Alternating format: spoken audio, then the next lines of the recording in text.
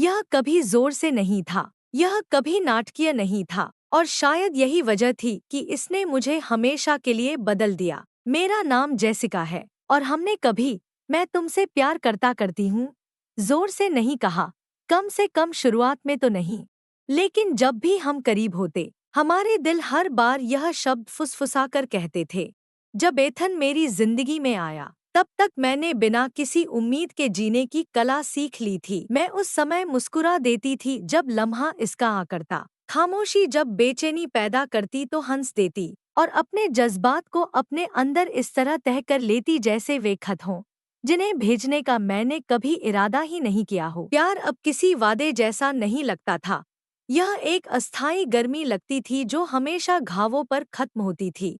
तो मैंने इसकी तरफ हाथ बढ़ाना बंद कर दिया। मैंने एथन को अपनी जिंदगी के उसी दौर में मिला जब मैं न किसी को ढूंढ रही थी, न किसी उम्मीद में थी, नहीं इतनी बहादुर कि कुछ ज्यादा चाह सकूं। वह मेरी दुनिया में किसी तूफान की तरह नहीं आया। उसने न खुद को मनवाया, न मेरे दिल में जगह मांगी। वह बस ठहर गया।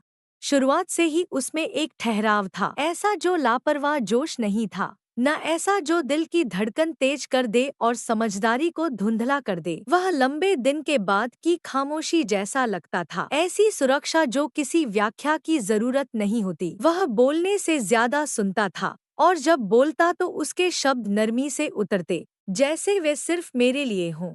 हम आम बातें करते थे, काम, किताबें, यह अजीब सा एहसास कि समय उंगलियों से कैसे फिसल जाता है जब हम ध्यान नहीं देते। हम सपनों की बात भी करते थे, लेकिन सिर्फ सुरक्षित सपनों की, वे जिनको आप तब बांटते हैं जब असली सपने अब भी दिल के अंदर कहीं सुरक्षित रहते हैं। और कभी कभी हम बिल्कुल बात ही नहीं करते थे। अजीब बात यह थी कि यही काफी था। मैंने महसूस किया कि उसके साथ खामोशी अलग लगती थी। वह मेरे सीने पर बोझ नहीं बनती थी, नहीं भरने की कोशिश करती। वह मुझे बेचैन या बेनकाब महसूस नहीं कराती थी। वह बस मौजूद रहती थी, गर्म, धैर्यवान, जैसे वह मुझे शब्दों से बेहतर समझती हो। यहीं से हमारा प्यार शुरू हुआ, किसी चिंगारी से नहीं, बल्कि एक शांति से।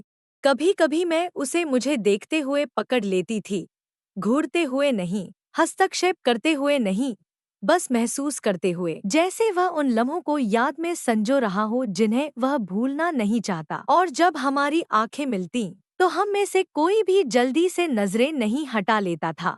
कमरे के पार एक साझा मुस्कान, अलविदा से पहले एक ठहराव, वे लम्हे जहां समय नरम पड़ जाता और बाकी दुनिया सिर्फ पृष्ठभूमि का शोर बन जाती।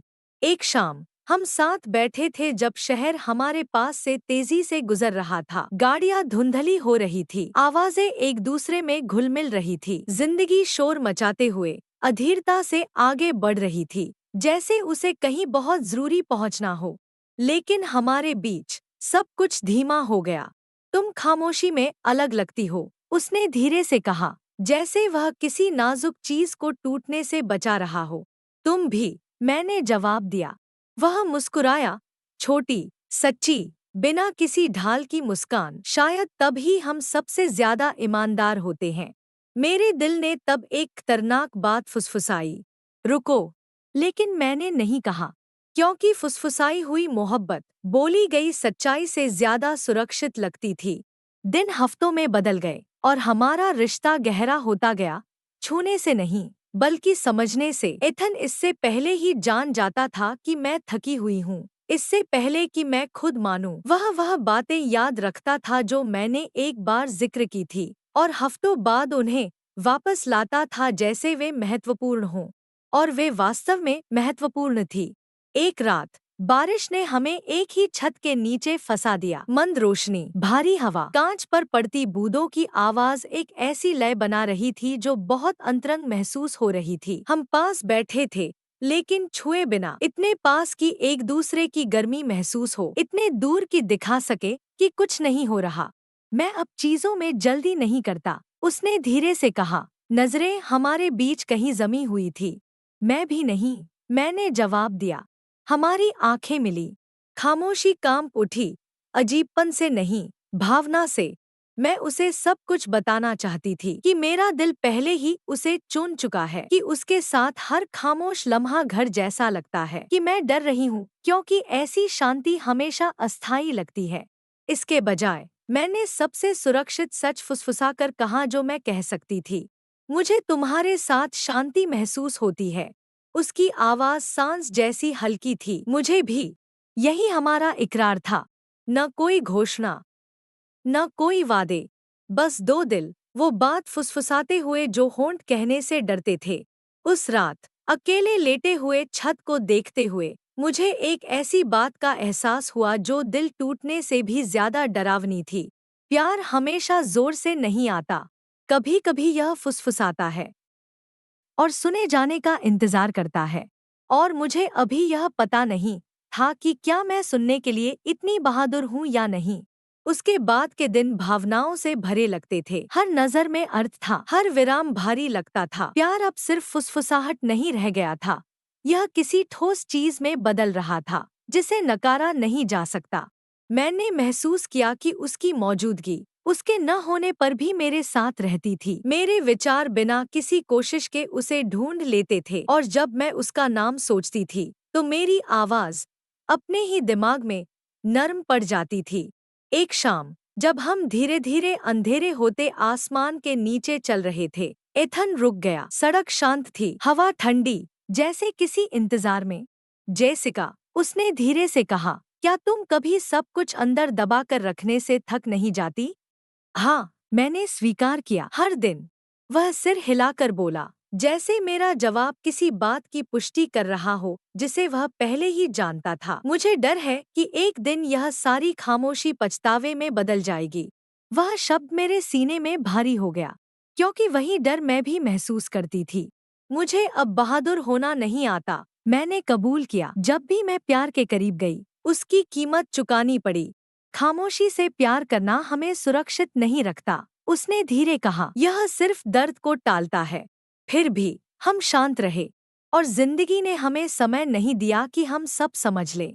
एथन दूर होने लगा, ठंडा नहीं, कठोर नहीं, बस अलग दिशाओं में खिंचता हुआ। छोटे जवाब, कम समय। मेरा दिल इसे महसूस कर गया पहले कि मेरा दिमाग इसे मानने के लिए तैयार था। आखिरकार मैंने पूछा, क्या तुम पीछे हट रहे हो? मुझे डर है कि तुम मेरे लिए कितने मायने रखती हो, उसने कहा। ये शब्द अस्वीकार से भी ज्यादा दर्द देते थे। मैं नहीं चाहती कि मैं तुम्हारे लिए डर बन जाऊं, मैंने फुसफुसाया। मैं तुम्हें खोना नहीं चाहता, उसने कहा, और मुझे नहीं पता कि खोने का खतरा उठाए बिना प्यार कैसे किया जाए।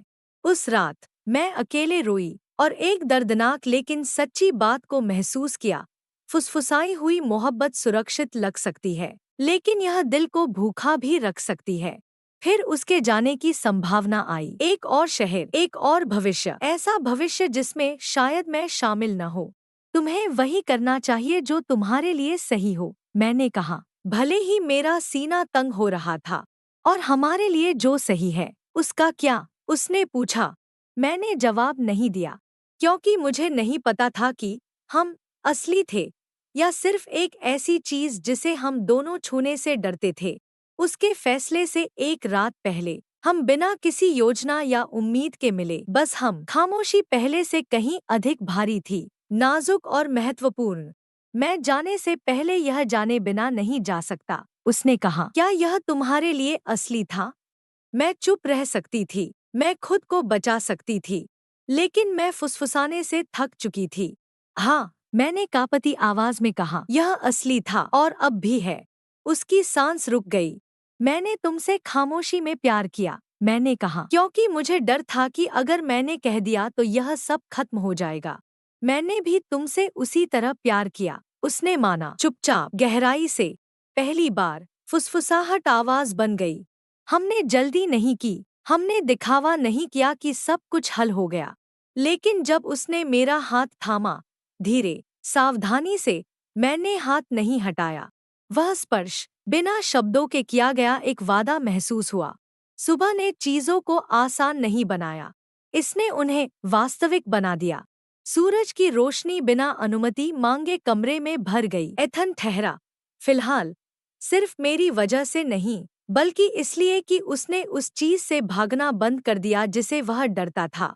इसके बाद जो हुआ वह परफेक्ट नहीं था, यह प्रयास था, सच्ची बातचीत जिसने हमें असहज कर दिया। डर जो छुपाने के बजाय बोले गए, खामोशी जो लौटी, लेकिन अब इतनी देर नहीं ठहरी कि चोट पहुंचे। प्यार कम रहस्यमय हो गया और अधिक इरादतन। हमने एक दूसरे को धीरे धीरे जाना, किसी विचार की तरह नहीं बल्कि वास्तविकता की तरह। हम कभी कभी झगड़ते थे, संदेह करते थे, फिर भी फिर से चुनते थे। महीनों बाद शहर की जगमगाती रोशनी के नीचे बैठे उसने मेरा हाथ थामा। याद है जब हमने कभी कुछ नहीं कहा था? उसने पूछा। मैं हल्की मुस्कान में हंसी। हमने सब कुछ कह दिया था। वो खामोशी, उसने कहा, मुझे सिखा गई कि मैं प्यार कैसे करना चाहता हूँ। मैं उसके पास झुकी। इसने हमेशा का वादा नहीं किया, इसने हमें इसके लिए तैयार किया। उसने मेरे माथे को चूमा, धीरे, निश्चित, निडर। कुछ प्यार जोर से शुरू नहीं होते, वे ईमानदारी से शुरू होते हैं। एक रात दिल खोल देती है और पूरी जिंदगी इसे बार बार चुनने से बनती है। और आज भी जब दुनिया शांत हो जाती है, प्यार हमारे बीच फुसफुसाता है। अंतर बस यह है, अब हम सुनते हैं,